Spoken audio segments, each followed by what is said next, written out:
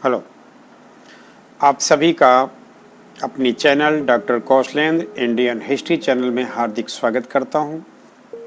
नमस्कार। आज की टॉपिक है सुभाष चंद्र बोस की मृत्यु का, तथाकथित मृत्यु का रहस्य क्या था। जैसा कि अपने पिछले खंड में इस बात का उल्लेख किया गया था कि सुभाष बाबू अपनी विमान शैली 97.2 बॉम्बर विमान के मॉडल से, जो एक बमवर्षक विमान था, ताइहोकू हवाई अड्डे से जब उड़ते हैं तो शाम 5:13 पर उनकी दुर्घटना होती है। उसके बाद उन्हें सैनिक हॉस्पिटल, नानमोंगे सैनिक हॉस्पिटल 4 किलोमीटर दूर तक लाया जाता है। वहां 400 सीसी उनको ब्लड भी चढ़ा जाता है। उनके डॉक्टरों की जो टीम थी, उस टीम में डॉक्टर ताने योशी और तसुरता थी। इस टीम ने उनको 2 दिन के बाद, यानी कि 17 की दुर्घटना के बाद 18 तारीख के शाम होते होते मृत घोषित कर दिया।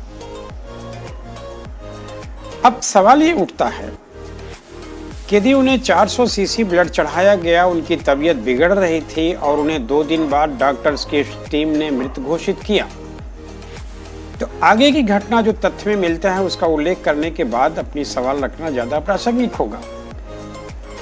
फिर 18 अगस्त 1945 के बाद इनके जो सहयोगी थे हबीबुर रहमान जी को 2 दिन बाद, यानी कि 20 अगस्त 1945 को सूचित किया जाता है कि नेताजी अब इस दुनिया में नहीं है। ऐसे में हबीबुर रहमान जी ने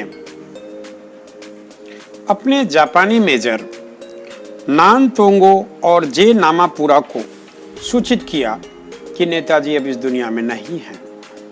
तत्पश्चात उन्होंने एक बौद्ध पुजारी की उपस्थिति में नेताजी के कथित मृत शरीर का ताइपेई सरकारी द्रोह में अंतिम संस्कार कर दिया। लेकिन अब भी पूरी दुनिया में यह खबर नहीं फैलाई गई।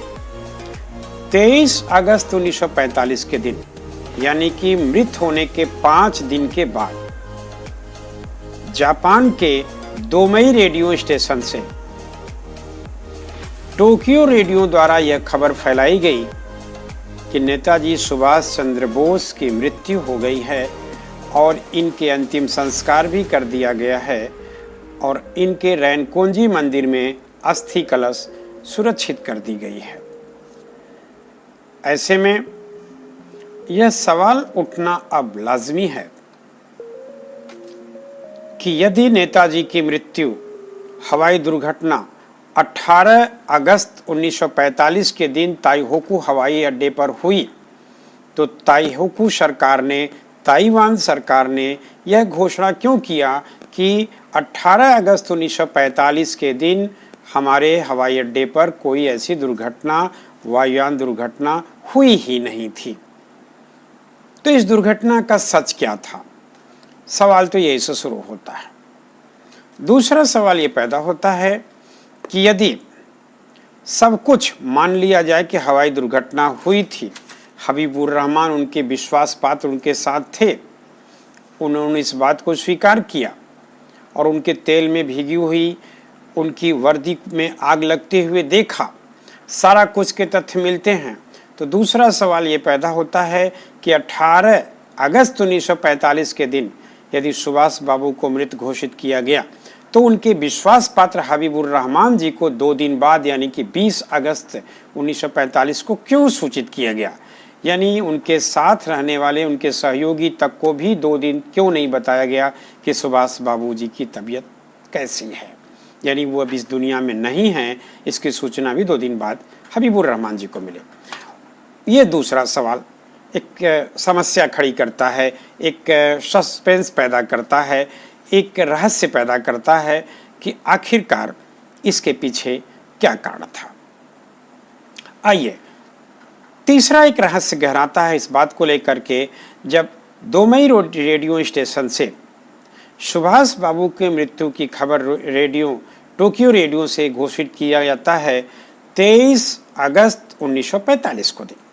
यदि 18 अगस्त के दिन सुभाष बाबू का देहांत हुआ तो 23 अगस्त के इस 5 दिनों के बीच में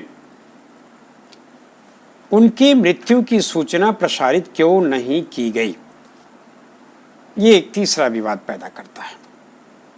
आखिर इन 5 दिनों में सुभाष बाबू के मृत्यु के रहस्य को छुपाने का क्या मंशा था? यह रहस्य गहराता गया।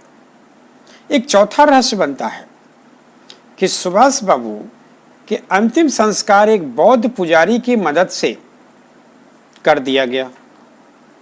उनके परिवार के किसी सदस्य को उस अंतिम संस्कार में शामिल होने के लिए क्यों नहीं इंतजार किया गया? एक और पांचवा रहस्य इसमें आता है कि उन दिनों ब्रिटिश सरकार भारत में थी, भारत गुलाम था और गुलाम भारत से सुभाष बाबू ब्रिटिश सरकार को चकमा देकर के देश से पलायित हुए थे 1941 में। ऐसी स्थिति में क्यों नहीं ब्रिटिश सरकार को यह सूचना तत्काल दी गई कि सुभाष बाबू अब इस दुनिया में नहीं है? इन तमाम ऐसे सवाल हैं जो नेताजी के मृत्यु के रहस्य को और गहरा कर देते हैं। और ये आज की बात नहीं है, ये 1945 में ही ये रहस्य बहुत गहराया, इस पर विवाद बहुत बढ़ा। अंततः ब्रिटिश सरकार ने अपनी एक खुफिया एजेंसी के कमेटियों के द्वारा फिगेस आयोग गठित किया गया। इस फिगेस आयोग के मुखिया यानी कि अध्यक्ष मिस्टर फिगेस थे, वो खुफिया विभाग के मुखिया थे।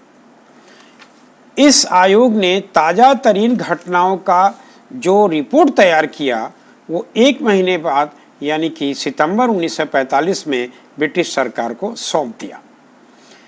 इसमें सुभाष बाबू की सच्चाई थी, परंतु दुर्भाग्य ही कहेंगे ब्रिटिश सरकार ने इस रिपोर्ट को सार्वजनिक ही नहीं किया और उसके बाद यह विवाद दिन प्रतिदिन गहराता चला गया कि यदि आयोग गठित किया गया तो आयोग की रिपोर्ट सार्वजनिक क्यों नहीं किया गया।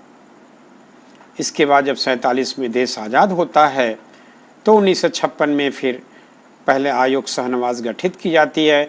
फिर इसके बाद कौन कौन से आयोग गठित किया गया और उन आयोग ने सुभाष बाबू के मृत्यु के रहस्य को सुलझाने में अपनी कौन सी रिपोर्ट प्रस्तुत की, इन पर हम अपना विचार, अपने तथ्य अगले और अंतिम अंक में रखेंगे।